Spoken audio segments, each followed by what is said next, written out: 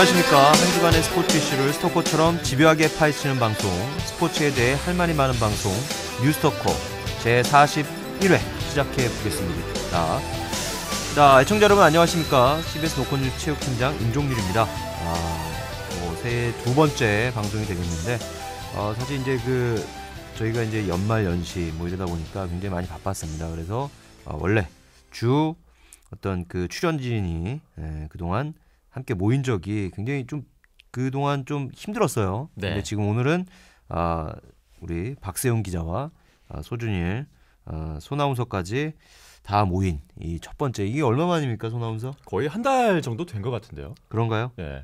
그간에는 계속 오해원 기자하고 김동욱 기자가 들어왔었으니까 이제- 박세훈 기자가 좀 바빴죠. 제가 오랜만에 오랜만에 왔는데 그렇게 썩 컨디션이 좋아 보이진 않습니다. 박 기자. 이 연말에는 이마가 깨져가지고 고생을 시키더니 이마가 깨졌어요. 이마가 깨졌어요. 어쩌다 깨졌어요. 여러분 스마트폰 보실 때 스마트폰을 보면서 걷는 게 굉장히 위험합니다. 제가 봉고차 트렁크에 머리를 쪄가지고 아이고. 그 불의의 부상이 굉장히 있었거든요. 추억의 이름이네요. 봉고차. 봉고차. 예. 봉고차라면 굉장히 선이 부드러운 차 아닙니까? 선이 부드러운데 그게 봉고차 트렁크를 세우면 직각, 그러니까 지상과 수평으로 서잖아요. 아, 세워놓은데 박은 그렇죠. 거예요? 예. 어. 교통사고인데 서 있는 차에 박은 거죠. 본인이 정말 가서. 바보 같고 한심스러운. 그렇군요. 청취자 여러분께서도 사실 이제 스마트폰을 보시면서 이동하시는 분들이 상당히 많습니다. 네. 그렇기 때문에 굉장히 조심해야 될 것 같고, 네. 간혹가다 맨홀 뚜껑이라도 열린다면 예. 거기에 속 빠질 수도 있으니까. 그 영화도 나오지 않았나요, 맨홀이라는? 모르겠고 제가 어렸을 때 한번 빠져봤어요, 맨홀에. 거긴 또 왜 빠지셨어요?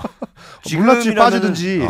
지금이라면은 빠지지 않을 몸매인데. 그렇죠. 지금은 아. 꽉 낄 텐데 어렸을 때는 그래도 순발력 있게 양팔로 잡았어요. 그렇습니까? 네. 그때는 뭐 하다가 빠진 겁니까? 그때는 무슨 숨바꼭질 이런 거 하고 있었는데 네. 뛰다가 갑자기 땅이 뛰다가? 꺼지더라고요. 바로 자유낙하를 네. 몇 번 했으나 그렇죠. 붙들었던. 그러니까 걸으실 때는 여러분들께서는 이 뉴스토커를 들으면서 걸으시는 게 상당히 낫겠다. 좋네요. 네, 사주 경계하면서. 네. 그렇죠. 사주 경뿐만이 아니라 이제 들으면서 걸으면은 최소한 봉고차에 박는. 그렇죠. 봉고차. 이게 스타렉스 아니었을까요? 아니요, 정확히 봉고차. 봉고차입니까? 뭔지 아실 거예요. 약간 녹색 빛깔에 딱 봐도 이거 연식 장난 아니구나 싶은. 이스타나 아닙니까? 그 차종은 잘 모르겠어요. 이스타나 할 것 네. 같은데. 알겠습니다. 그러니까 봉고차라 불리던 세대 시절에 나온 차는 분명합니다. 아, 그래요? 네. 훨씬 더 예전인데. 네. 베스타나 막 그런 거 아니에요? 그레이스 이런 거. 뭐가 있었죠? 그레이스급 이랬던 예, 것 같아요. 예. 네. 알겠습니다. 근데 알고 보니 다마스 아닙니까? 다마스. 제가 체면이 있기 때문에 그건 아닙니다. 알겠습니다. 다마로 이마를 깠으면 굉장히 좋았을 거나. 다마로 이마가. 알겠습니다. 자, 소나운서. 예. 복장이 아주 캐주얼합니다. 예, 오늘도 그냥 오프입니까 오늘? 예, 오늘은 오프고요. 내일 일이 있습니다. 내일 무슨 일입니까? 호주와 오만전 아시안컵 경기를 중계를 하고요. 역시 호주 오만전이라면은 오늘 우리가 다룰 주제와 굉장히 밀접한 관계가 있는 바로 아시안컵 얘기인데, 아시안컵 A조죠 우리가? 그렇죠. A조에 한국과 오만을 제외한 나머지 두 팀이죠. 나머지 두 팀이 아니고 오만과 호주. 그렇죠. 같은 조죠, 같은 조. 저희는 이제 우리나라는 한국과 이제 쿠웨이트의 경기가 잡혀 있고 그 시간에 이제 다른 경기를 하게 되겠죠. 그게 보니까 호주 오만전이 우리 경기 끝나고 바로 하더라고요. 예. 그게 오후 6시고 네. 한국 경기가 오후 4시. 네. 네. 그렇습니까? 네. 알겠습니다. 이게 축구 팬들로서는 굉장히 관심이 가는 경기가 아닐 수가 없는데, 여기서 KBSN 편성을 홍보하자면, 만약에 우리나라가 쿠웨이트를 잡고 2승이 됐다. 네. 그러면 호주전 결과에 따라서 16강이 아니죠. 8강 토너먼트 진출이 결정이 될 수도 있어요. 그렇죠. 네. 호주가 오만을 잡으면 양팀 다 2승이 되니까. 1, 2위 결정만 남는 그렇죠. 거죠. 예. 근데 방송 시간이 새벽 1시랍니다. 저희가 이제 녹화를 그러니까 생방송으로 중계를 하고 트는 거 녹화로 합니다. 그래요? 예. 새벽 1시에 누가 TV 봐요, 요즘에? 새벽 1시에 보는 사람이 있습니다. 농담입니다. 보는 사람이 있고, 그리고 농담입니다. 사실 이제 이 주요 경기들은, 네. 아시안컵 주요 경기들은 지상파, 예. 지상 KBS나 MBC, SBS 이런 지상파들이 중계를 하기 때문에 케이블 채널에서는 생중계로는 아마 못할 거예요. 못할 거고, 이제 프라임 타임 시간 넘어서 새벽에도 그 스포츠를 좋아하시는 네, 시청자들이 있어요. 굉장히 네, 많습니다. 계세요. 사실 어떻게 보면은 6시에 하는 것보다 그 시간대 하는 게 더 시청률이 높을 수도 있어요. 그렇죠. 뭐 채널 분쟁도 벌어지지 않고 가족들 그렇죠. 간에 그 시간에는 그 생생정보통이나 네, 또 꼭 보셔야 6시 하는 내 프로그램들이 고향, 있어요. 이런 프로그램들이 또 굉장히 인기가 있어요. 네. 저도 이제 가끔씩 보는데 그거 보면은 맛집들이 굉장히 많이 나옵니다. 네. 맛집들이 굉장히 많이 나오고 그리고 직접 그 리포터가 바닷가나 뭐 이런 데로 가서 배를 타고 나가서 네. 무슨 뭐 문어를 잡는다든지 전복을 잡는다든지 그런 실시간 체험을 하기 때문에 굉장히 볼거리가 많아요. 재밌긴 재밌더라고요. 그래서 축구를 좀 좋아하지 않는 이런 어떤 주부 시청자들이라든가 네. 어린 아이들 뭐 이런 아이들은 만화를 또 보지 않습니까? 그렇죠. 그런 데랑 힘겹게 어떤 시청률 경쟁을 벌이느니 차라리 1시에 딱 그때 되면은 아기도 자고 주부도 자고 그래서 이런 아저씨들 뭐 스포츠를 좋아하는 이런 청장년층들 이렇게 해서 많이 볼 수 있는 시청 시간이기 때문에 네. 어떻게 좀 경쟁력이 있을 것 같습니다. 예. 어떻습니까, 손아운서? 일단 흡족합니까? 이 멘트들? 아주 감사합니다. KBS N에 얘기 좀 해주세요. 우리가 이 정도로 홍보를 하고 있다. 라는 거를 얘기를 서로 해주고, 좋은 관계를 얘기를 해주고 그 어떻게 그 잘 알고 있는 누님 누님 어떻게 출연 섭외는 잘 돼가고 있습니까? 우리 최고 존엄. 네, 최고 존엄께는 제가 한번 말씀을 확실하게 드리겠습니다. 제가 연락을 아직 얘기를 못했어요. 안 했다는 거예요? 참나. 그럼 뭐 했습니까, 그동안? 죄송합니다. 최고 존엄을 뵌 지가 제가 좀 오래돼가지고 한 달 정도 됐어요. 그렇군요. 예. 이제 뭐 안 봐도 만나실 분들이 많기 때문에 예. 우리 손아운서는 이제 그 차례대로 한 10분 정도 이렇게 그거는 돌려가면서 또 무슨 말씀이세요? 그거는. 만난다는 얘기를 지난주에 우리가 잠깐 언급을 했는데 그거는 사실 무근입니다. 알겠습니다. 어쨌든 그 김정은 아나운서인가요? 예. 한번 조만간에 얘기를 해서 잘 얘기를 하도록 하겠습니다. 알겠습니다. 알겠습니다. 자, 각설하고요. 이제 오늘의 본 주제로 들어가 보도록 하겠습니다. 이제 아시안컵이 지난 9일 막을 올렸습니다. 막을 올렸고 우리나라 참 이 55년 동안 그 아시안컵과는 인연을 맺지 못했어요. 네. 종이 호랑이다. 아시아의 맹주라고 일컬었는데 아시안컵에서만큼은 종이 호랑이였다. 이렇게 볼 수 있겠습니다. 자, 근데 이제 일단 첫 스타트는 일단 승리로 출발했어요. 박 기자. 네. 어떻게 봤습니까? 그 경기? 일단 첫 경기는 변수가 많잖아요. 네. 아무리 강팀이라도 해도 첫 경기를 이긴다는 보장은 없는데 왜냐하면 그만큼 선수들이 긴장도 좀 하고요. 근데 오만이 전통적으로 그러니까 폴르겐 감독 체제에서 자주 쓰던 포백 전술을 안 썼어요. 그렇습니까? 파이브백을 들고 나와서 조금은 우리를 당황케 했었죠. 그러니까 오만의 전술은 뭐 간단했죠. 뭐 어차피 변수가 많은 첫 경기인데 승점 1점만 쌓아도 오케이. 그런 전략으로 나왔었는데 이 조영철이 끝까지 쫓아가서 그 한 방이 뭐 컸죠. 일단 뭐 첫 경기는 제가 봤을 때 결과가 다 말해주는 것 같습니다. 결과가 좋았다. 네. 근데 우리가 이제 결과만 또 논할 수는 없는 거 그렇죠. 아니겠습니까? 예. 왜냐하면 이제 그 일단 내일 이제 방송 시각으로 따지면 이제 청취자분들이 듣는 시각으로 따지면 오늘 밤이 될 텐데 네. 오늘 저녁 오후가 되겠죠. 오후가 될 텐데 이제 쿠웨이트전, 네. 쿠웨이트전이 남아 있기 때문에 과연 오만전에서 보여준 경기력을 가지고 우리가 쿠웨이트전에 이길 수 있겠느냐 뭐 이런 얘기들도 좀 해봐야 되는 거 아니겠습니까? 네. 손아운서 그 경기 어떻게 봤습니까?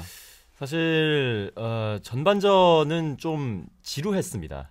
지루했다. 네, 좀 답답한 공격이 많이 있었고 뭐 뒤쪽에서 최전방으로 쭉 찔러주는 몇 차례 이제 번뜩이는 패스가 있긴 했지만은 그것을 이제 골로 연결을 시키지 못하면서 약간 불안한 모습이 있었고 그리고 오만 선수들이 확실하게 수비적인 스탠스를 잘 잡고 나오면서 중간에서 이제 볼을 탈취해가지고 한 번에 그 왼쪽에 포진이 돼 있었죠. 그 카심 선수에게 연결을 해가지고 그 선수를 위주로 역습을 할 때 좀 위협적인 장면이 많이 나왔어요. 그래서 그렇군요. 전반전 막바지까지 이제 오만이 잘 버티다가 순간적으로 이제 집중력이 무너지면서 한 골을 우리가 얻게 된 건데 거기서 만약에 득점을 하지 못했더라면 후반전에도 분명히 쉽진 않은 경기였을 겁니다. 맞습니다. 이제 저도 이제 그 경기를 풀타임으로 보지는 못했어요. 왜냐하면 그 동시간대에 이제 프로농구 올스타전이 있었기 때문에 네. 그 경기를 제가 취재를 하는 바람에 그 하이라이트 장면만 봤습니다. 하이라이트 장면 봤는데 일단 그 보면은 우리가 자랑으로 삼고 있는 에이스 손흥민 선수가 약간 좀 막힌 게 아니냐 네. 뭐 이런 얘기가 있습니다. 네, 어떻습니까? 뭐 상대 수비가 좁은 공간에 밀집해 있으니까 손흥민의 뭐 진가가 발휘되기 어려웠죠. 그렇다고 해서 카운터 어택이 뭐 사실 그 조용철의 골 장면은 카운터 어택에서 비롯된 건 맞는데 그 외에는 이렇다 할 역습 장면도 없었던 것 같습니다. 그러니까 손흥민 선수 한번 골대 맞춘 장면은 제가 본 것 같은데 어떻습니까? 네. 그게 이제 중앙선에서 기성용이 한 방에 올려준 건 손흥민이 재치 있게 툭 갖다 댔는데 이제 골대 맞고 나왔죠.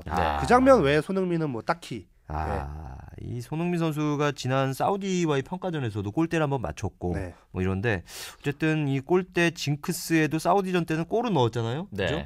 프리킥으로 골은 넣었었는데 어쨌든 오만전에서 못 넣었는데 쿠웨이트전에서 넣기를 한번 바라보고요. 그리고 이제 구자철이 좀 살아났다. 뭐 이런 얘기를 들 수 있겠는데 사실 이제 지난 시간에 우리가 구자철에 대해서 굉장히 좀 나름 혹평을 좀 내렸어요. 안 좋은 얘기를 많이 했죠. 자철이 철이 좀 들어야 된다. 뭐 이런 얘기도 했었는데 우리 방송을 들었나 봅니다. 들은 것처럼 구자철 선수가 철이 들었어요. 굉장히 철이 들어서 나름 사실상 이제 결승골을 만든 거나 다름없지 않습니까? 그렇죠. 그 장면 한번 어떻게 봤습니까, 박 기자? 그 장면은 그 골 장면 말씀하시는 거죠? 네, 그렇습니다. 이청용의 스틸이 시작이었어요. 이청용. 이청용이 공을 가로채서 구자철한테 토스했고 구자철 슈팅, 그거 리바운드를 된 걸 조영철이 때렸는데 구자철이 경기 초반에 이 볼 트래핑을 좀 이상하게 한 장면들이 좀 있었어요. 몇 차례 있었죠. 아직 철이 덜 들었던 장면들. 철이 좀 덜 들었나 싶었는데 그 조영철과 이 앞뒤 전후좌우 움직임이나 이런 거는 굉장히 좋았고 그리고 후반 그 결정적인 헤딩 장면이 하나 있었거든요. 정말 상대 그 위건에서 뛰는 골키퍼죠. 아랍시의 미친 선방. 그걸로 막힌 장면인데 뭐 그런 장면 포함해서 구자철 뭐 그게 설명해 주죠. MOM. 경기 MVP. 골을 넣은 조영철이 아니라 가장 활발하게 전방을 누빈 구자철에게 MOM이 돌아갔거든요. 사실 이제 지난 사우디와의 경기 때는 우리 대표팀의 주축이라고 할 수 있는 이 쌍용 기성용과 이청용 선수가 빠져 있어서 사실 이제 그 파수 없는 찐빵 같은 그런 경기력도 좀 있었어요. 그렇지만 이 둘이 복귀를 하면서 구자철도 살고 어떤 그 기성용 선수의 어떤 월드 클래스의 패스 뭐 이런 것들이 조화를 이루면서 어쨌든 그 경기 자체는 나름대로 호평을 받는 것 같아요. 그 기사를 쓰지 않았나요? 어떤 거요? 박세영 기자 기성용 월드 클래스 패스. 그 로이터 통신이 경기 끝나고 이렇게 표현했더라고요. 그 한국이 이겼는데 이제 비겐 히즈 레인이라고 그게 뭐 예전 뭐 왕 같은 사람들을 표현할 때 많이 나오는 영어인데 통치를 시작했다. 그런 표현을 기성용에게 쓰더라고요. 주장으로서 그러니까 스키퍼로서 경기와 팀 전체를 이제 지배를 했다 뭐 그런 이야기죠. 그러니까 뭐 진짜 끝내주더만. 달라요 기성용은. 뭐 패스의 질이 좀 다르긴 하죠. 제가 봤을 때 구자철 살아난 것도 뒤에서 기성용의 서포트가 있었기 때문에 그런 거 아닌가 싶기도 하고. 맞습니다. 근데 사실 이제 사우디전 때는 누가 가운데를 만나요? 한국영 선수하고 박주호 선수였나요? 네, 그랬던 제 기억에는 그런데 그러니까 더블 볼란티를 그 둘이 섰는데 어떤 그 구자철을 받쳐주지 못했던 이런 부분이 있었는데 어쨌든 기성용이라는 굉장히 묵직한 선수 아니겠습니까? 그렇죠. 왜 웃습니까? 아닙니다. 아주 무게감이 있는 선수. 무게감이 있는 선수가 들어오면서 한국 대표팀, 우리 대표팀의 전체적인 경기력이 살아났다. 그리고 또 아까도 박세영 기자가 잠깐 언급했지만 이청용 선수 또 나름 활약을 했죠. 뭐 재기 넘치는 돌파도 있었고 골은 들어가지 않았습니다만 뭐 슈팅도 나름대로 위협적인 장면도 있었고 괜찮았습니다. 이청용 선수도. 알겠습니다. 그런데 이제 경기 막판에 이제 부상을 당하면서 바깥쪽으로 실려 나가는 장면이 나오면서 이제 좀 우리 팬들의 걱정을 사게 했는데 슈틸리케 감독이 얘기를 하기로는 그 경기에서 이제 약간 크고 작은 부상을 입은 선수가 3명이 있었는데 이제 김창수, 이청용, 조영철 중에서 몸 상태가 그래도 확인이 된 선수는 조영철밖에 없다라는 그런 이야기를 했어요. 근데 뭐 경미한 부상이라는 거 아닙니까? 경미하죠. 그 타박상이면은 그렇게 큰 부상은 아닌데 근데 문제는 그거죠. 이게 예를 들어서 안 다쳤던 데를 타박상을 당했으면은 그건 그냥 경미한데 한번 부러졌던 데잖아요, 거기가. 오른쪽 정강이 예전에 정말 살인 태클을 한번 당해가지고 톰 밀러의 부러졌는데 그게 사람을 위축하게 만들 수 있거든요. 한번 크게 다쳤던 곳을 또 다쳤기 때문에. 그렇죠. 영어로 패시브해진다고 하는데. 그때 영어 많이 쓰시네요. 오늘 굉장히 영어를 많이 씁니다. 어떻게 박세영 기자 지금 감기 걸렸다고 하는데 제정신 맞습니까? 약간 아닌 것 같습니다. 약간 패시브란 단어가 맞는지도 확인을 해봐야 될 것 같은데 근데 어쨌든 이청용이 그렇게 심리적으로 위축이 될 여지도 전 있다고는 생각을 해요. 알겠습니다. 그 사람 일이기 때문에. 알겠습니다. 일단 뭐 오만전 얘기는 이 정도로 한번 마무리될 수 있겠고. 그리고 골키퍼 얘기를 좀 한번 해볼까요? 골키퍼. 골키퍼 이제 김진영 또 미친 선방이라고 할 수 있지 않겠습니까? 그거 못 막았으면은 그렇죠. 동점이에요. 그냥. 근데 나 딱 그 장면 갑자기 거기서 그 선수 누굽니까? 그 오만 선수 튀어 나오는 장면에서 야 이건 먹었다. 무조건 먹었다 싶었는데 야 그걸 틱 하더만요. 사실 후반전 끝나기 직전 그렇죠. 이제 그 추가 시간이 주어졌을 때 한 2, 3분 정도는 거의 동점 가는 분위기였어요. 맞아요. 그러니까 그 맹공을 김진현이 막아냈고 그리고 이제 그 헤딩슛 장면이었죠. 헤딩슛 장면이었는데 사실 이게 우리나라에 좀 운이 따른 게 아닌가. 그렇죠. 이런 생각도 해봅니다. 이게 그러니까 정말 그 크로스를 잘라서 들어가는 헤딩슛은 정말 그 야신이라도 못 막는 이런 건데 갑자기 이제 김진현 선수 아마 그게 정면이었죠. 네, 정면이었기 때문에 그렇게 막을 수가 있었다고 생각이 들고. 근데 그거 막는 것도 쉽지가 않은 거예요. 그렇죠. 반응하는 것 자체가 이제 힘든데 어쨌거나 공을 갖다 맞췄기 때문에 그런 계기를 만들 수가 있는 거죠. 그래서 사실 이제 우리 브라질 월드컵 때 이근호 선수의 골을 안겨줬던 그 골키퍼 이름 뭡니까? 그 이름 생각이 안 나는데. 아킨페프. 아킨페프인가요? 아킨페프. 그 선수는 굉장히 반응할 시간도 굉장히 많았는데 그거를 이렇게 뭐라고 해야 되나요? 등을 밀듯이 이렇게 때밀이질을 하면서 골대 안으로 넣어줬던 그런 골키퍼도 있는데. 사실 그 선수가 되게 좋은 평가를 받는 골키퍼거든요. 그렇죠. 어디 뭐 빅클럽에서 데려가네 마네 막 이랬던. 그러니까 러시아에서 최고 연봉 많은 선수 아니었습니까? 그렇죠. 당시? 그리고 좀 축구 매니아들이 많이 하는 르라고 불리는 게임인 FM 게임이 있는데 그 게임에서 이제 이름 까도 됩니다. 뭐 지금 우리가 풋볼 매니저 게임이 있는데 풋볼 매니저. 그 게임에서 전통적으로 저평가돼 있는데 영입을 하면은 최고의 성과를 얻을 수 있는 골키퍼 중에 하나로 아킨페프 선수가 한 10시즌 정도 그런 평가를 받았던 것 같아요. 벌써 그렇게 된 선수인가요? 이제 어렸을 때부터 그 정도로 유망주로 주목을 받았던 거죠. 그렇군요.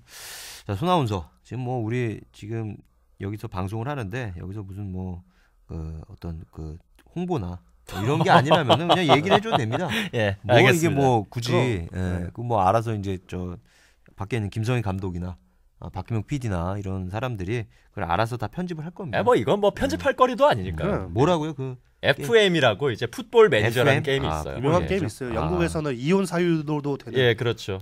인생을 망치는 3대 게임 중에 하나입니다. 그렇습니까? 그 인생을 망치는 3대 게임 뭡니까? 하나가 풋볼 매니저고 하나가 시드마이어의 문명이라는 게임. 문명?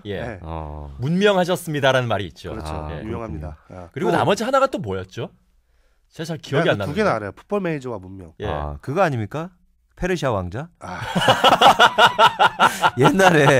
옛날에 시노비.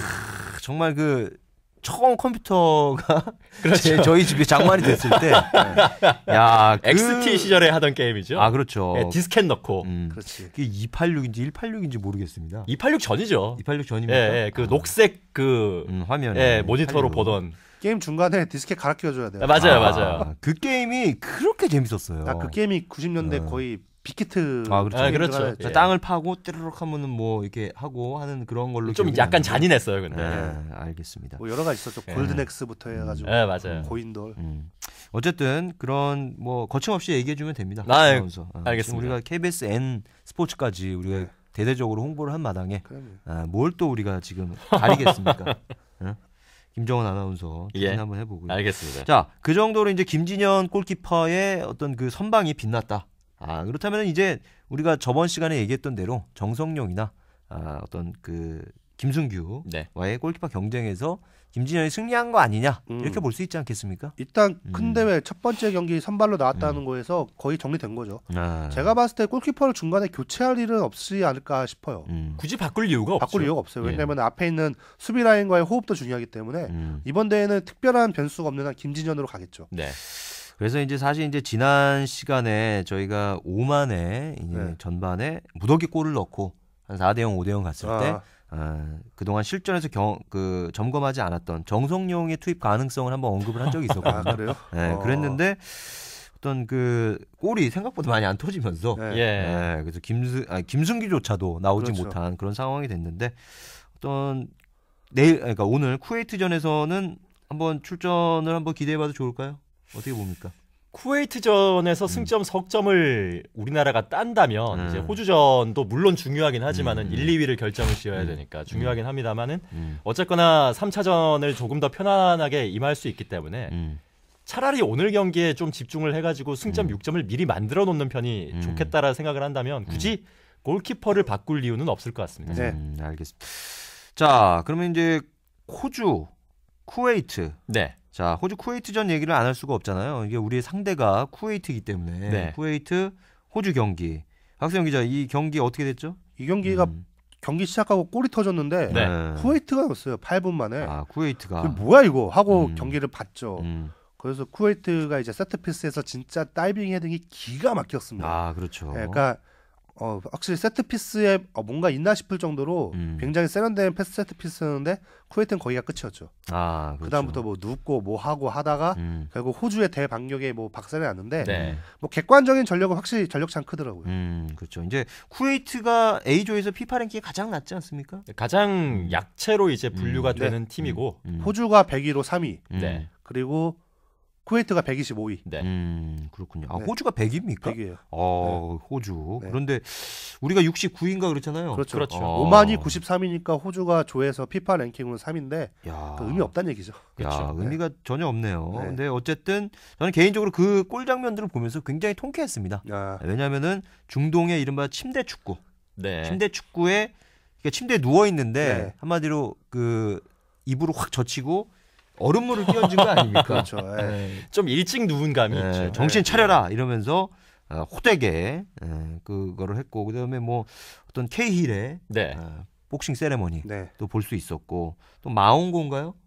루옹고 선수. 루옹고인가요? 마시모 루옹고 선수. 루옹고. 예. 마시모. 예. 그게 또 이탈리아계 이름이죠. 그렇죠. 이제 예. 그게 마시모 루옹고. 예. 그걸 줄여서 마옹고라고 제가 생각을 했나 봅니다. 양해의 말씀 부탁드리고요. 자, 근데 어쨌든 호주가 그 정도의 공격력을 보였다. 상대적으로 쿠웨이트가 수비가 굉장히 약한 거 아닙니까? 아나운서? 좀 전체적으로 경기의 플랜 자체가 많이 어그러진 것 같아요. 이제 전반전을 만약에 그들이 생각을 했던 대로 0대0 내지는 1대0 그 자신들이 이제 선취골을 지켜낸 채로 이제 끝이 났다면 후반전은 훨씬 더 찐득찐득하게 하면서 호주를 괴롭힐 수가 있었을 텐데 너무 이른 시간에 골이 터지면서 약간 좀 자신들이 생각한 것보다 이거 뭐지? 여기서 우리가 어떻게 해야 되지?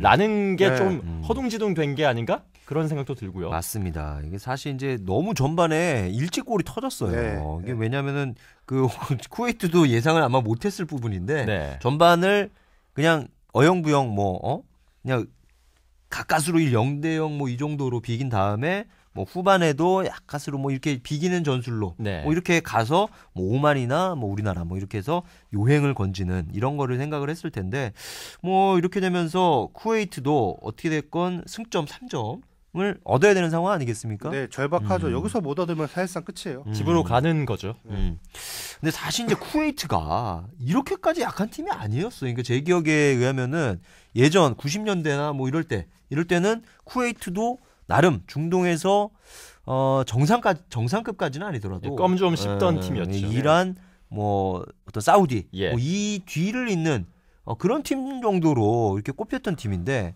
어떻게 어쩌다가 이렇게 망가졌나? 90년대 정도까지만 해도 우리나라가 뭐 아직도 그런 얘기가 있습니다만 뭐 중동 팀을 만나면 잘 안 풀린다라는 그런 이야기가 있었잖아요. 네. 그리고 그 중심에는 사실 이제 쿠웨이트도 한 몫을 하던 팀이었는데, 끈적끈적한 팀이었어요. 예, 그렇죠. 끈적끈적한 팀 컬러를 지니고 있던 팀이었는데 아무래도 좀 시간이 많이 흐르고 최근에는 얘기를 들어보니까 그 중동 팀들의 고질적인 문제 중에 하나입니다만 또 감독이 이제 갑자기 또 교체가 되면서. 아시안컵을 시작하기 한 달 전에 이제 감독이 교체가 됐고 채 한 번도 이제 A 팀을 데리고 이제 정식 경기를 치르지 못한 상태에서 또 이번 대회를 치르고 있다고 해요. 그러면 감독 바뀐 다음에 첫 경기가 호주입니까? 그렇죠. 야, 좀 잘못된 그런 길을 걷고 있는 거죠. 아니 쿠웨이트 하면은 산유국인데 굉장히 네. 돈이 많은 네. 나라일 텐데 왜 이렇게 이게 엉뚱하게 흘러가고 있는지. 예전에 이라크라든지 쿠웨이트 같은 나라들도 뭐 8, 90년대까지는 괜찮았습니다만 뭐 전쟁을 여러 번 거치면서 그런 인프라 자체가 많이 망가진 측면이 있어요. 그러니까 제 생각은 그거예요. 그 산유국 말씀하셨는데 중국 인구가 지금 한 15억 됩니까? 네. 14억, 15억 네. 되죠. 축구 잘하는 11명이 없어요. 인도는 더 심하죠. 네, 돈 많고 사람 많다고 해가지고 그 스포츠를 잘한다는 보장 없는 것 같아요. 예. 그렇군요. 결국 인프라부터 시작이죠. 네. 그리고 사실 이제 최근에 유가가 많이 떨어지면서 네. 쿠웨이트 선수들의 어떤 그 사기도 많이 떨어지지 않았을까 이런 생각도 듭니다. 아니 뭐 아닌 게 아니라 지금 1,300원대 이 주유소가 전국에 이제 52개 정도 이렇게 늘었다고 그러더라고요. 저는 차를 안 몰고 다녀서 잘 모르겠습니다만 뭐 기름값이 좀 많이 떨어졌나요? 맞습니다. 이게 저도 이제 최근에 느끼는데 이제 한 5만 원 주유를 합니다. 5만 원 정도씩 이제 주유를 하면은 이제 그 얼마 정도 달리는 키로수가 있지 않을 거 아닙니까? 그렇죠. 키로수가 몰라보게 껑충 뛰었습니다. 그래요? 그 정도로 많이 늘었고 그래서 지금 최근에 사람들이 이제 그 자가용을 그러니까 자차로 출퇴근을 많이 한다는 얘기가 들리고 있는데 어떻게 손아웃서도 이번 기회에 한번 어떻게 승용차 한번 마련해 볼 생각 없습니까? 제가 차가 있긴 있어요. 있습니까? 예, 있는데 이제 서울에 없고 이제 진주에 이제 고이 모셔놓은 상태죠. 서울에 가지고 오면은 아무래도 좀 가지고 오는 순간부터 이제 유지 관리비가 들어가는 데다가 좀 주차 문제도 있고 해가지고 그냥 안 가지고 다니고. 그러면 사실 걸어 다니죠, 저는. 사실 이제 그 숱한 여성들과 만남을 가질 경우에는 굉장히 좀 불리한 부분이 있을 텐데요. 아니, 숱한 여성들과 만남을 가질 것이라는 그런 믿음부터 깨셔야 해요. 알겠습니다. 그러면은 제가 용어를 바꾸겠습니다. 불특정 대다수가 아니라. 아니 맞지 않습니까? 지금 특정하게 만나고 있는 인물이 없다고 얘기를 하니까. 아니 근데 대다수라고 하면은 굉장히 많은 것 같잖아요. 제가 봤을 때는 손아운서의 여성들은 아닙니까? 진주에 있는 거죠. 그렇군요. 진주에 무슨 말씀이세요? 그건 그러니까 또. 차가 거기 있겠지. 아니 차가 뭡니까? 경차예요. 차종. 네, 모닝입니다. 아침. 모닝. 예. 모닝. 예전에 그런 문구가 있었죠. 작은 차 큰 기쁨. 이런 문구가 그건 있었어요. 또 뭡니까? 예전에 그 티코라는 국민경차 티코라는 조경철 박사님이 타고 다니시던. 그렇죠. 이제 그 어떤 캐치프레이즈가 그 파는 어떤 그 문구가 작은 차 큰 기쁨. 이거를 실천하고 여전히 아직까지 실천하고 있는 인물이 바로 손아운서가 아닌가 이런 생각을 또 해보면서 어쨌든 쿠웨이트 이 최근에 떨어진 유가만큼 굉장히 사기가 좀 떨어져 있다. 이렇게 볼 수 있겠는데 어떤 쿠웨이트전 한 어느 정도 예상합니까, 박 기자? 어떤 경기 예상합니까?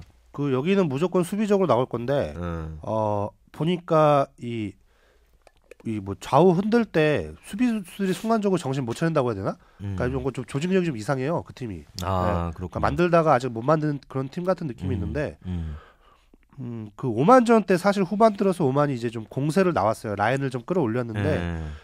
상대가 그렇게 수비 전술을 풀고 올라왔을 때 우리가 공격을 좀 더 매섭게 해야 되는데 그게 잘 안 됐거든요. 그러니까. 그래서 그 실험을 이번 경기에서 좀 확실히 한번 해볼 필요가 있죠. 그렇죠. 어떻게 손아운서는 어떻게 예상합니까? 역시나 박세훈 기자와 비슷한 의견인데 일단은 크게 기본적인 접근하는 스탠스가 쿠웨이트가 다르진 않을 겁니다. 뭐 승점이 석점이 급하다고는 해도 그들이 공격적으로 나오기에는 위험 부담이 큰 경기인 만큼 역시 우리의 빈틈을 보려고 할 텐데 그런 역습 자체를 좀 차단을 할 수 있는 그런 경기력을 좀 보여줘야겠죠.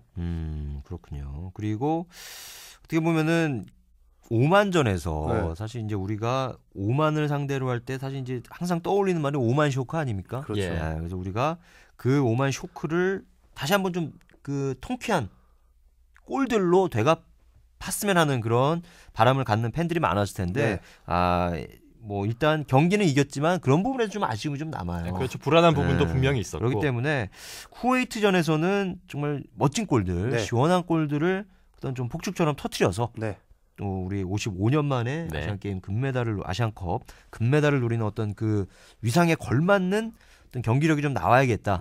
이런 생각을 해보는데 그런 면에서 저는 이제 그 손흥민 선수가 굉장히 좀 절치부심해서 나오지 않을까 생각이 되는데 어떻게 봅니까? 뭐 손흥민 선수는 근데 제가 봤을 때 크게 걱정 안 해도 될 것 같아요. 당장은 한두 경기는 맡길 수 있는 거고 그리고 그 오만전에서 아까 언급을 못했던 그 드랍 프리킥이죠 그거. 쭉 가다가 쭉 떨어지는 거.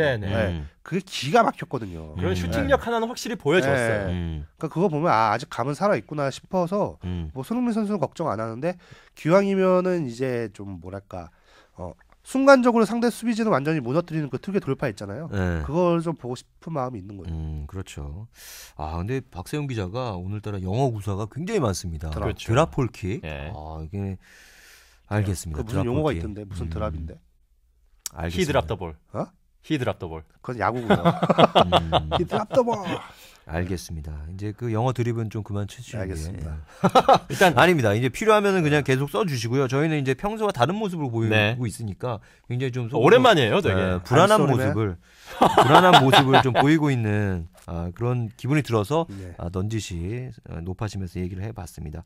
자, 손흥민 선수 사실 오만 같은 경우는 밀집 수비를 했기 때문에 그 밀집 수비를 사실 드리블로 뚫기는 굉장히 어렵지 않습니까? 네. 손흥민 같은 타입은 일단 공간이 좀 나야 돼요. 그렇죠. 네. 그렇기 때문에 쿠웨이트전에서 얘네들이 어떤 그 승점 3점을 위해서 달려들 게 예상이 되기 때문에 그런 점에서 손흥민이가 어떤 그 상대 공격이 와서 수비가 열렸을 때 그래서 그거를 또 날카로운 드리블 뭐 이런 걸로 파고 들고 그리고 또 거기서 파울이 나면은 또 이제 손흥민의 프리킥이라든가 기성용의 프리킥이라든가 이런 또 찬스가 많이 날 거 아닙니까? 그렇죠. 네, 그래서 더욱더 그런 찬스가 기회가 나기를 바라는 마음이고요.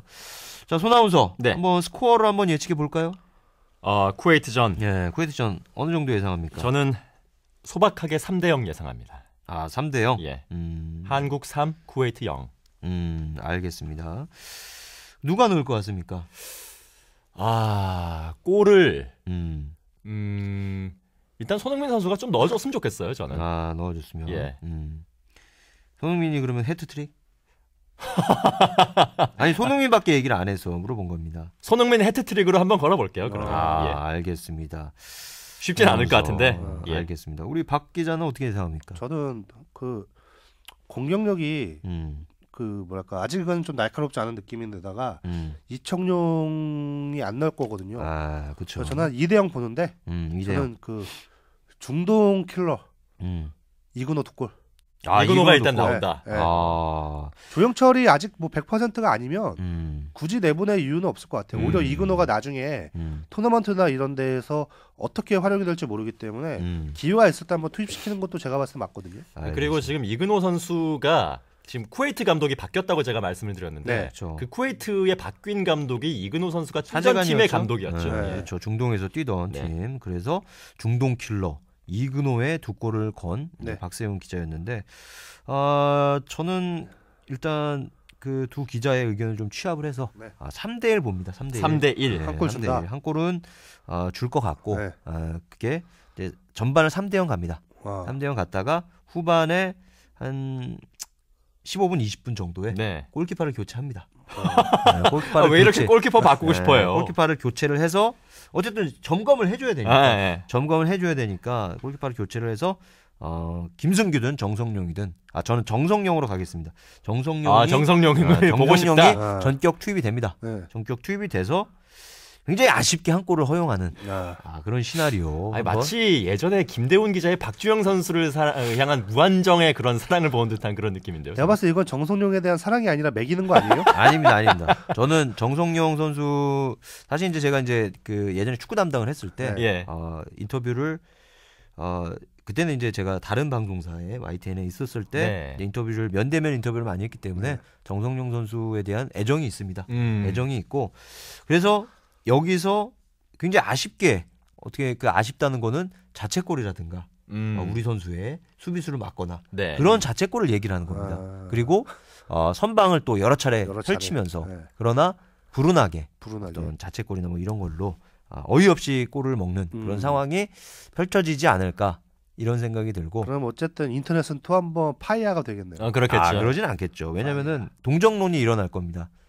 정성용에 대한. 왜냐면은 정성용 선수가 정말 눈부신 선방을 펼치다가 예기치 못한 뭐 예컨대 뭐 우리 선수 수비수를 뒤통수를 맞고 들어간다든가 걷어낸 게 우리 수비수를 맞고 들어간다든가 뭐 아니면 걷어낸 게 상대 팀 맞고 들어가는 이게 전혀 사람으로서는 야신이 와도 못 막는 불강력의 어떤 그러한 골이 나오면서 정성용 이제 그만 놔주자.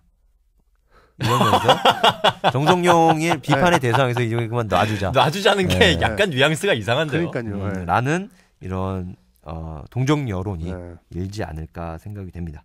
그래서 일지 않을 겁니다. 어쨌든 그래서 골은 이근호가 2골, 손흥민이 1골. 이렇게 봅니다.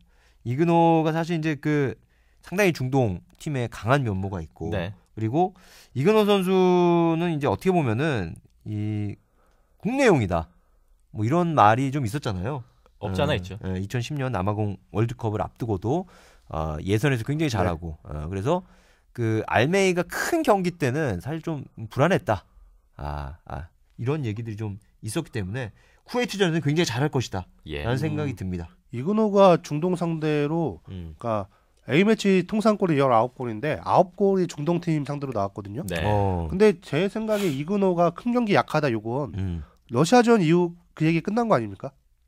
러시아전 아까도 얘기를 했지만 그 상대팀의 도움이 없었다면 그 골이 나왔을까? 네. 라는 의문이 드는 것도 사실 아닙니까? 그건 사실 맞아요. 아킨페프 막아야 하는 공이었는데 근데 어쨌든 중요한 거는 이근호는 이제 한국 역사에 월드컵 스코어러로 이제 남아 있죠. 그렇습니다. 그러니까 이제 그런 어떤 세간의 어떤 평가를 불식시키는 통쾌한 두 골을 넣지 않을까 이런 생각을 해보면서 자 그렇다면 이제 우리 경기만 볼 게 아니라 이제 8강에서 맞붙을 팀들도 한번 좀 점검을 해야 되는 거 아니겠습니까? 네. 그 팀이 바로 B조인가요? B조죠. B조 경기도 잠깐 우리가 좀 언급을 좀 하고 넘어가야 되지 않을까 생각이 되는데 손아우서 B조 경기 결과 한번 소개를 좀 해주시죠. 어떻게 일단 됐습니까? 우즈베키스탄과 북한이 맞붙었습니다. 그 경기에서 우리 K리그에서 뛰고 있는 제파로프 선수가 성남에서 뛰었나요? 성남에서 뛰었고 이제는 그 FC 서울에서 뛰고 있는 제파로프 선수가 아니지 않나? 서울에서 뛰다가 성남으로 넘어간 것 같은데? 성남으로 넘어갔나요? 헷갈리네요. 성남으로 넘어간 제파로프 선수가 기가 막힌 크로스를 하면서 그렇죠. 세르게이에프 선수의 헤딩골을 이끌어내면서 1대0으로 우즈베키스탄이 승리를 거뒀죠. 이거 중계했나요? 저는 중계를 안 했는데 국내에는 중계가 된 걸로 알고 있어요. 여기 보니까 KBS N스포츠가 중계를 했다고 나와 있네요. 근데 제가 하지 않는 경기는 관심이 없습니다. 그런가요? 왜냐면 과감하게 일단 제끼고 그 세르헤이 누군가 뭐 이름을 기억하고 있어서 이 경기를 중계한 게 아닌가. 그냥 알고는 있었어요. 세르게이에프 선수가 이제 골을 넣었고 그다음에 사우디아라비아와 중국이 있는데 사실 중국이 2조에서 과연 8강 안에 들 수 있을 것인가에 대해서 약간 의문이 많았는데 어쨌거나 명목상으로는 우즈베키스탄과 함께 8강에 유력한 후보였던 사우디아라비아를 1대0으로 꺾었습니다. 그렇죠. 그 경기에서 반칙이 양팀 합해가지고 거의 30개 가까이 나왔어요. 그럼 거의 6탄전에 6탄전을 한 거죠. 소림 축구와 이제 중동의 그런 어떤 축구가 맞붙으면서 그렇군요. 결국은 소림 축구가 1대0으로 승리를 거두었습니다. 자, B조에서 어느 팀이 올라와야 우리한테 유리할까요, 박 기자? 저는 어느 팀이 유리한지 모르겠고 일단 북한은 안 될 것 같아요. 북한은 좀 여기는 그 작년 9월 아시안 게임 때 멤버들이 꽤 왔어요. 그러니까 이제 리빌딩을 하는 거죠. 리빌딩을. 그래서 북한은 어렵고 이제 우즈베키스탄이 제일 세요. 이 팀이 우리 월드컵 갈 때 골득실 한 골 차이로 이 팀이 떨어진 거예요, 우리한테. 그렇죠. 그래서 걔네가 밀린 거죠, 그 플레이오프로. 그래서 우즈베키스탄이 제일 센데 재미를 위해선 중국이랑 한번 붙어주는 게. 그렇죠. 어떤 또 예능을 보고 싶어가지고. 이거 일단 중국전 하면은 이제 관심이 확 쏠리니까. 그렇긴 하죠. 근데 제가 봤을 때 가장 피해야 될 상대를 꼽자면 우즈베키스탄인 것 같아요. 근데 그러기 위해서는 우리가 호주를 잡고 조 1위까지 해야 되는데 그게 좀 변수가 될 수 있죠. 그렇습니다. 이제 사실 이제 B조에서 가장 전력이 센 평가를 받고 있는 우즈벡이 조 1위가 될 가능성이 높은데 그렇다면은 우리가 A조 2위가 되면은 우즈벡이랑 맞붙는 거 아니겠습니까? 그렇죠. 그러니까 근데 이게 사실 B조에 이란하고 일본이 없어요. 제가 봤을 땐 이게 호주를 배려한 조편성인데 거기에 우리가 어떻게 운 좋게 이제 같이 가는 거죠. 그렇죠. 그 자체는 사실 굉장히 행운이에요. 제가 봤을 때. 행운이죠. 그렇다는 점에서는 이제 우리가 B조 2위와 맞붙는 시나리오가 가장 좋은 거 아니겠습니까? 그렇죠. 그게 그래야 A조 그래서 A조 1위를 차지하는 이유가 거기에 있는 거라고 볼 수 있는데 그래서 A조 1위를 차지해서 B조 2위 중국과 붙었으면 좋겠습니다. 일단 중국이 8강까지 왔으면 좋겠군요. 아직 사우디아라비아도 가능성은 있는 거 아니겠습니까? 사우디 가능성 있죠. 가능성이 있는데 저는 이제 그렇게 봅니다. 이제 호주가 오만을 손쉽게 이길 것이라고 생각이 되고 우리와 마지막 경기 이번 주 토요일 날 경기가 있는데 거기서 살짝 비기지 않을까 그런 생각이 들고 서로 이제 강호 호랑이와 사자는 서로를 알아보기 때문에 네. 우리 올라가서 8강도 가고 4강도 가고 결승까지 가야 되는데 서로 좀 어떻게 좀 그 다치지 않게 이렇게 샤바샤바하는 그런 느낌의 교감이 아마 이루어지지 않을까 생각이 됩니다. 어떻습니까, 손아운서? 만약 그렇게 된다면 일단 승자승 원칙에 따라서 최우선적으로 승리 그 우선순위를 가리기 때문에 맞아요. 두 팀이 만약에 무승부가 되고 승점이 똑같아 버리면은 거기서는 가릴 수가 없고 이제 뭐 골득실이라든지 다득점으로 그렇죠. 넘어갈 텐데 네, 골득실. 첫 번째 경기에서 호주가 4대 1로 이겼고 우리는 1대 0으로 이겼습니다. 그러니까 두 번째 경기에서 양 팀이 얼마나 그 골득실에 이제 마진을 좋게 만드느냐에 따라서 좀 희비가 엇갈릴 수가 있겠죠. 저도 이제 그 호주가 오만을 한 1대 0 정도 이기지 않을까 그렇게 봅니다. 오만이 만만한 팀은 아니에요. 그러니까. 예. 그러니까 오만이 보면은 그 감독도 굉장히 좀 그 나라 이름이 그래서 그런지 좀 오만하지 않습니까? 폴 르갱. 네. 폴 르갱. 과거 리옹에 잘 나가던 감독이죠. 레알 잡는 리옹의 수장이었죠. 그렇죠. 굉장히 좀 오만하게 좀 나오는 경향이 좀 있는데 그런 면에서 호주도 어떤 자기네들도 이제 지면은 또 조이리를 못하고 막 이런 경우가 있기 때문에 굉장히 조심스럽게 하지 않을까 이런 생각이 좀 들면서 조심스럽게 마지막 경기에서 비기지 않을까 이런 예상을 좀 한번 해보겠습니다. 자, 아시안컵 얘기는 이쯤에서 좀 마무리를 짓고요. 프로농구 얘기를 한번 좀 하고 싶은데 어떻습니까, 박 기자? 네. 프로농구 올스타전. 네. 많이 좀 봤습니까? 저 안 봤어요. 안 봤습니까? 네, 못 봤죠. 그럼 할 얘기가 별로 없을 것 같은데 네. 어떻습니까? 뭐 딱히 없어요. 네. 딱히 없어요. 어제도 못 봤습니까? 어제 제가 다른 일이 있어가지고 못 봤습니다. 하이라이트만 몇 개 봤죠. 알겠습니다. 덩크 컨테스트 이런 거. 우리 손아운서는 봤습니까? 저는 그때 말씀드렸다시피 한국 축구 경기를 보고 있었기 때문에 보지를 못했습니다. 알겠습니다. 올스타전 본 사람은 나밖에 없는데 이거 얘기가 될지 안 될지 모르겠습니다. 네. 사실 오늘 기사 하나 쓰셨잖아요. 기사를 하나 썼습니다. 쓰기는. 자, 이제 올스타전을 왜 얘기를 꺼내냐면은 항상 이제 올스타전에 딜레마가 있잖아요. 네. 그 딜레마라는 게 어떤 그 최고의 경기력을 보여야 되는 어떤 명제와 그리고 정규리그 그리고 뭐 이건 비단 농구뿐만이 아니라 축구도 마찬가지고 뭐 야구도 마찬가지고 배구도 마찬가지 아니겠습니까? 뭐 그런 경기들 프로 종목들 이런 올스타전을 놓고 봤을 때도 항상 따라다니는 그 딜레마가 있기 때문에 그 딜레마에 대해서 좀 얘기를 좀 해볼 만하다 싶어서 제가 이제 주제를 하나는 꺼내 들었는데 자 이제 그 어제 같은 경우도 이제 올스타전의 긴장감은 사실 떨어지기 마련 아닙니까? 재미없어요. 네. 확실히 좀 재미가 좀 떨어지는 부분이 좀 있어요. 네. 올스타전 뭐 지금은 프로농구판에서 사라졌는데 제 생각에 올스타전은 시범 경기보다도 재미없어요. 그렇습니까? 네. 시범 경기는 이제 막 시즌이 개막한다고 해가지고 설렘이라도 있죠. 올스타전은 그런 것도 없는 것 같아요. 근데 너무 그렇게 재미없다.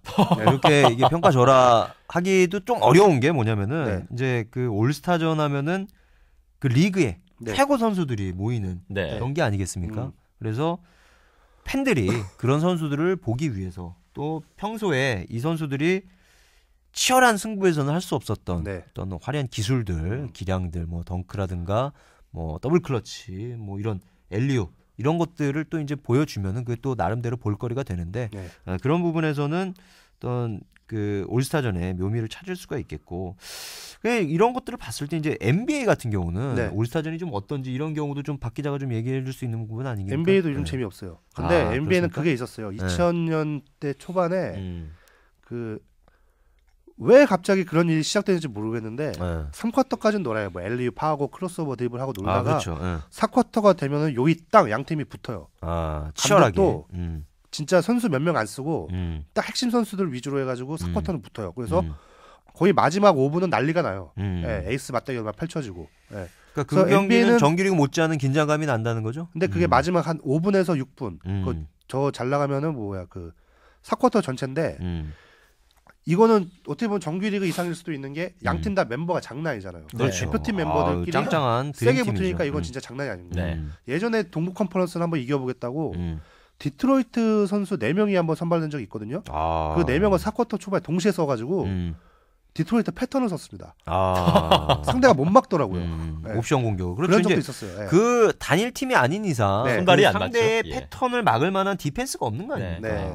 그런 경우들이 있는데. 근데 NBA도 사실 그랬던 모습이 최근 들어서는 많이 좀 사라졌는데 그때를 그리워하는 팬들이 많죠.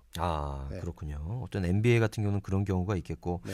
사실 이제 그 치열한 승부가 될 수 없는 게 이 경기를 이긴다고 해서 네. 뭐 얻는 게 사실 뭐 그렇게 많지 않은 거 아닙니까? 크지가 않으니까. 네, 크지가 않으니까. 그리고 자칫 다치기라도 한다면 이게 본인도 다치면 큰일 나지만 내가 만약에 수비를 열심히 해서 상대를 다치게 하면은 그렇죠. 그것도 오히려 쌍욕을 먹을 수 있는 그런 부분이니까 네. 그런 예전에 점에서 하승진 선수가 그 공익근무원 복무하기 전에 올스타전 때 그렇죠. 그런 적이 한번 있었어요. 그 뭐라고 하죠? 그거 헤드팝이라고 하나? 가드가 드리블 치다가 상대 수비수가 이렇게 고개 받고 막을 거 아니에요. 공을 상대 머리로 던져요. 그럼 공이 맞고 튀어나오죠. 그거 갖고 슛을 때리거나 돌파를 하거나 해서 그 상대를 약간 열받게 하는 조롱하는 거리 기술이 있는데 하승진이 갑자기 외곽으로 나와요. 크로스오버 드리블 하더니 그 헤드팝을 해서 돌파를 해서 레이업을 한 적이 있어요. 팬들이 난리가 났죠. 그 가드가 해도 화려한 기술을 하승진이 하니까 얼마나 우스꽝스럽고 또 재미가 있죠. 재미가 있죠. 하승진이 그거 하고 허벅지가 찢어졌어요. 그래서 구단 사람들은 진짜 너무 속상해서 말을 못 하는데, 그러니까 전 개인적으로 제가 농구를 본 일에 가장 안타까웠던 부상이거든요. 네. 그러니까 팬들을 위해서 했던 건데 그렇죠. 정말 운이 보여준 없었던. 건데. 그건 이후로 올스타전을 바라보는 구단들의 시선도 좀 많이 달라졌던 것 같아요. 그렇죠. 몸사려라. 몸사려라. 사실 이제 그 어제 토요일 일요일 제가 올스타전을 갔는데 이제 선수들 얘기를 좀 들어봤습니다. 선수들 얘기를 좀 들어봤는데 그런 얘기 비슷한 얘기를 합니다. 만약에 이제 그 일단 선수들이 손발 맞출 시간이 없었기 때문에 어떤 농구의 어떤 묘미라고 할 수 있는 어떤 패싱 게임이라든가 뭐 패턴 이런 거를 할 시간이 없다는 거죠.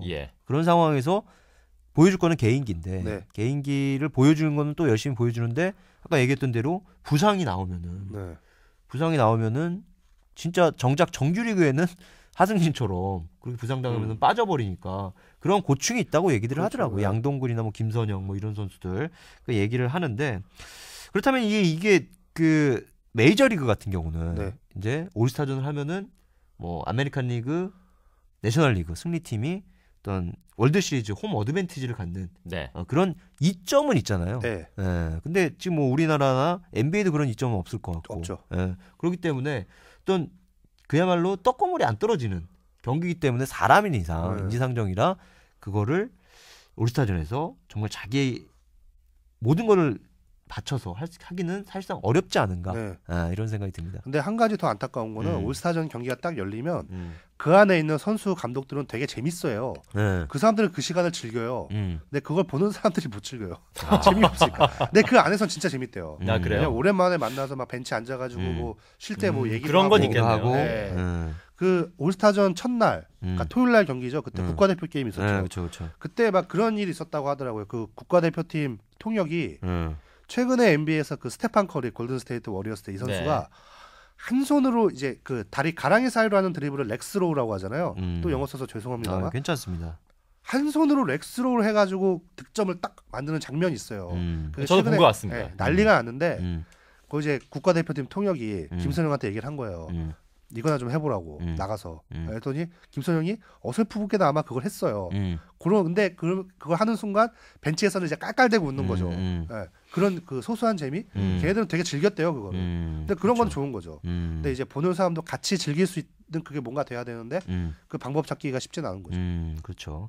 이제 어떻게 보면 올스타전의 한계일 수밖에 없는 맞아요. 이런 상황인데 자 그리고 참고로 여기서 이제 왜 농구 국가대표팀에 통역이 있느냐? 뭐 이런 또 궁금해하시는 분들이 있을 것 같아서 참고로 말씀드리면은 지난 아시안 게임 국가대표의 이제 귀화 선수인 이제 문태종 선수가 이제 포함이 되면서 아직까지 이제 귀화는 했지만 문태종 선수가 아직 의사소통에 자유자재로 우리말을 알아듣거나 이제 하기는 어려우니까 그래서 이제 통역이 필요했던 상황이라는 거를 뭐 청취자분들께 알려드리고 자 그래서 이제 그 MVP가 이제 김선영 선수가 됐는데 네. 그거를 놓고 좀 이제 갑론을박이 좀 있었습니다. 예, 어젯밤에 인터넷상을 좀 뜨겁게 달궜던 주제인 것 같아요. 저 아까 NBA 중계하는데 그 유튜브 채널이 있거든요. 예. 거기 댓글로 올라오더라고요. 그 내용이 올라왔어요. 올스타전 MVP에 대해서 어떻게 생각하냐고. 그걸 이제 중간에 얘기를 해달라고. 어떻게 봅니까? 일단은 라틀리프 선수가 그 경기에서 기록까지 세웠잖아요. 이제 29점, 23리바운드 역대 올스타전 최다 리바운드죠. 예, 그런 기록을 세웠고 단순히 이제 김선영 선수와 라틀리프가 이제 누가 더 많은 득점과 리바운드 이런 것들을 했느냐라고 비교하면은 라틀리프가 더 많은 것을 보여준 것은 사실이니까 그런 여론이 있는 것 같긴 합니다. 저 이제 그 23리바운드 그 31분 인가요? 그 정도 뛰고 23리바운드를 했으니까 엄청나게 리바운드를 많이 잡아낸 거긴 한데 이제 MVP 투표를 이제 기자단이 하거든요. 이제 KBL 출입 기자단이 하는데 사실 그 긴장감이 떨어지는 경기에서 이제 기록이라는 게 어떤 의미가 있을까라는 이제 의견들도 있고 그리고 올스타전은 그야말로 이제 팬들을 위해서 어떤 화려한 볼거리 이런 것들을 제공해야 되는 어떤 그런 측면이 있기 때문에 그런 점에서 그날 경기에서 김선영 선수가 가장 많은 이제 환호를 받았으니까 그런 부분이 좀 표를 받은 어떤 원동력이지 않을까. 더블 클러치를 연속해서 이제 성공을 시키면서 이제 그런 부분이 많이 참작이 되지 않을까 싶은데 이제 개인적으로는 올스타전 MVP를 팬들이 뽑는 게 그런 논란 자체를 불식시킬 수 있는 방법이 위해서 팬들이 뽑는 게 맞지 않을까 생각이 듭니다. 왜냐면은 올스타전이라는 게 사실 이제 그 기록이라든가 어떤 팀 공헌도 승리 사실 이제 승부가 중요한 게 아니니까 승리의 공헌도 이런 거를 전문가적인 입장에서 따지기는 좀 그렇잖아요. 그러니까 보여지는 경기력만 갖고 팬들이 저 선수가 잘했구나, 저 선수 좋아한다. 뭐 그게 올스타전의 취지와 맞는 MVP 선정 방법이 아닌가 이런 생각이 듭니다. 그러니까 박세훈 기자가 얘기를 했듯이 정작 안에 있는 사람들끼리만 즐기고 끝나는 게 아니라 그 경기를 보고 있는 팬들을 즐겁게 해주는 게 올스타전의 본령이라고 친다면 정말로 그 팬들, 지켜봤던 팬들이 오늘 경기에서 가장 잘했던 선수, 눈에 띄는 선수를 투표를 해주는 게 그게 또 맞기도 하죠. 근데 제 생각에 그거 어렵습니다. 그 투표할 수 있는 시스템을 KBL이 못 만들 것 같은데요. 지금 NBA는 그렇게 하고 있다면서요? NBA는 하고 있는데 그 돈 좀 들걸요? 예. 아니면 포털이랑 연계해서 해야 되는데 어쨌든 공신력 있는 MVP를 뽑는 건데 자체 시스템으로는 하는 게 맞는 것 같고. 근데 그렇게 사람을 끌어올 수 있는 방법이 뭐가 있을지 모르겠고. KBL 홈페이지로 그렇게 사람들이 많이 들어가진 않잖아요. 투표를 했는데 뭐 투표인단 한 뭐 80명 막 이렇게 해서 MVP 나오고 이러면 그 정도로 KBL을 불신을 하시는 겁니까 지금? 아니 그러면 이제 그런 게 있지 않습니까? 이제 그 이번 경기도 올스타전도 지상파가 중계를 했잖아요. 지상파들은 뭐 인기가요나 뭐 이런 것들로 ARS 그 집계가 있기 있네요. 때문에 그런 거를 연계를 해서 중계사와 연계를 해서 하는 방법도 있을 것 같고. 제가 최근에 이제 NBA 1992년 올스타전인가요? 그때 매직 존슨의 뭐 은퇴 경기로도 유명한 그 올스타전을 해주더라고요. 그 경기를 보면서 굉장히 느낀 게 많습니다. 그 당시는 이제 뭐 초창기이기도 했지만 올스타전 20년 이상 된 올스타전이니까 그때는 굉장히 선수들이 열심히 뛰더라고요. 굉장히 팔팔하게 열심히 뛰고 그리고 마지막에 승부가 벌어진 상황에서는 어떤 매직 존슨을 리스펙트하는 존경심을 드러내는 어떤 그러한 뭐 마이클 조던이 공격할 때 매직 존슨이 맞는다든가 그때 당시에 아이제아 토마스라는 그런 악동 선수가 또 매직 존슨과 맞대결을 펼친다든가 그리고 이제 또 마지막에는 그 둘이 매직 존슨을 더블팀을 한다든가 이런 어떤 그런 굉장히 인상적인 장면들이 많이 나왔는데 그날의 주인공을 만들어준 거죠. 만들어준 건데 저는 개인적으로 그 김주성 선수가 그런 장면을 좀 이렇게 만들면은 되게 좋았을 거라는 생각이 좀 들더라고요. 이제 김주성 선수가 이제 지난해 인천 아시안 게임 끝으로 거의 대표팀 은퇴 선언을 비슷하게 좀 했잖아요. 그런 장면이라면은 또 토요일 날 인천 아시안 게임 대표와 KBL 선발팀이 어떤 경기를 펼쳤기 때문에 뭐 그런 식의 어떤 선수들끼리 좀 얘기를 한다든지 해서 그런 장면을 만든다든지 그런 것도 좀 생각을 좀 해보면은 좋지 않을까 생각이 되고 그리고 어떤 하나의 컨셉을 만들어서 저는 사실 이번에 역대 아시안게임 대표팀하고 연예인 연합팀 경기라든가 아시안게임 대표팀, 인천 아시안게임 대표팀과 KBL 대표 선발팀 경기라든가 이런 그 이벤트 자체는 취지는 굉장히 좋았다고 생각을 합니다. 굉장히 올스타전이 매년 열리기 때문에 어떤 그 아이디어를 짜내기가 쉽지가 않잖아요. 그래서 그 취지 자체는 상당히 좋았다고 생각을 하는데 그 어떤 올스타전의 한계에 부딪혀서 어떤 그런 긴장감이나 묘미가 좀 사라지긴 부분이 있는데 어쨌든 좀 KBL과 또 농구 관계자들이 좀 머리를 맞대고 좀 논의를 해볼 부분이 아닌가 싶습니다. 네. 자, 오늘 순서 우리가 뭐 아시안컵 쿠웨이트전 전망과 어떤 다른 조 얘기도 좀 살펴보고 올스타전 프로농구 올스타전 얘기도 좀 해봤는데 오늘은 여기서 네. 마쳐야 될 것 같습니다. 네. 이제 뭐 여기 스튜디오가 다른 또 스케줄이 있는 관계로 네. 이만 마치고요. 다음 시간에 좀 더 알차고 재밌는 소식을 갖고 찾아볼 수 있으시면 좋겠습니다. 이 박 기자 다음 시간에 좀 그 감기 나와서 다음 시간이 될 수 있을지 모르겠네요.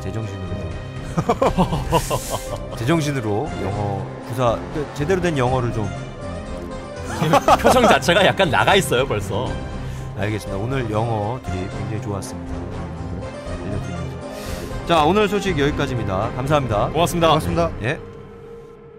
뉴스토커는 CBS 노컷뉴스, 노컷v.com, 팟캐스트, 유튜브에서 뉴스토커로 검색해 무료로 들으실 수 있습니다.